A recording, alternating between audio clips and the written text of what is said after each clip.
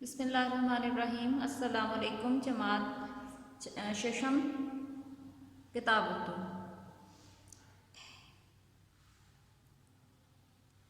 صفحہ نمبر 5 پر ہے، سبق نمبر 2، عنوان نعت۔ نعت کے شاعر کا نام خواجہ الطاف حسین حالی ہے۔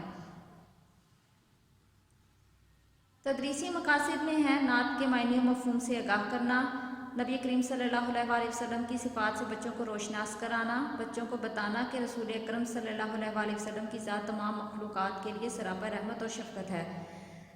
مشکل الفاظ ہیں، انہی مشکل الفاظ کے معنی اور املا دونوں کرنے ہیں۔ درگزر، معاف، بداندیش، برا چاہنے والا، ملجا، جائے پناہ، ماوا، ٹھکانہ، نسخہ کیمیا، سونا بنانے کا طریقہ یعنی کہ قرآن پاک، کندن، خالص سونا، کایا، حالت، بیڑا، کشتی، ناؤ، زیر و زبر کرنا، ختم کر دینا یا شکست دینا، شیر و شکر کرنا، بہت دوستی ہونا، کرن، صدی، مس خام، کچا تانبا۔ یہاں پر نعت کے 3 بند دیے گئے ہیں، ان تینوں بند کی ریڈنگ کریں اور اس کے ساتھ نوٹس پر دیے گئے بند نمبر 1، بند نمبر 2 اور بند نمبر 3 کی تشریحات بھی آپ نے کرنی ہے۔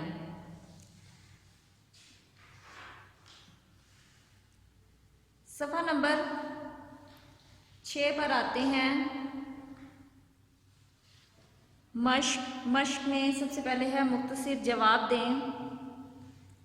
سوال نمبر 1، رحمت کس نبی کا لقب ہے؟ رحمت ہمارے پیارے نبی حضرت محمد صلی اللہ علیہ وآلہ وسلم کا لقب ہے۔ سوال نمبر 2، یتیموں کا والی کس کو کہا گیا ہے؟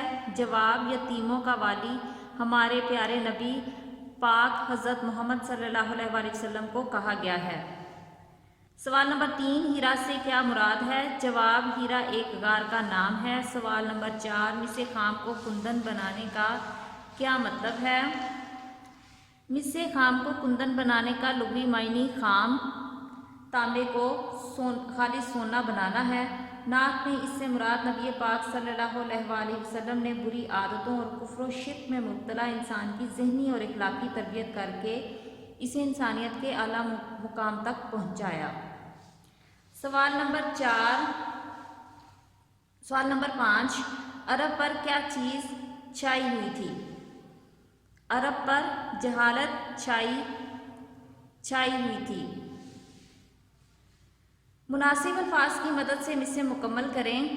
سوال نمبر 2 میں ہے، الف، رہا ڈر نہ بیڑے کو موجے بلا کا، بے، مس خام کو جس نے کندن بنایا، جیم، اور ایک نسخہ کیمیا ساتھ لایا، دال، قبائل کو شیر و شکر کرنے والا، ہے، بداندیش کے دل میں گھر کرنے والا۔ سوال نمبر 3، نعت کے متن کے مطابق درست جواب کی نشاندہی کریں۔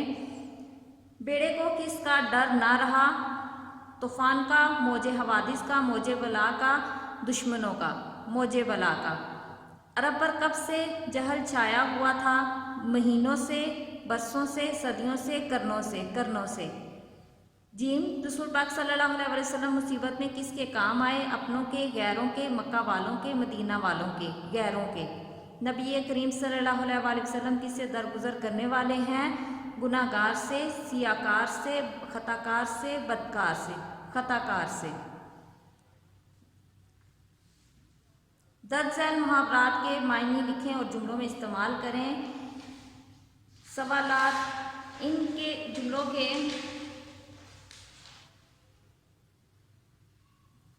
ان الفاظ کے جملے نوٹس پر موجود ہیں۔ الفاظ، معنی، جملے۔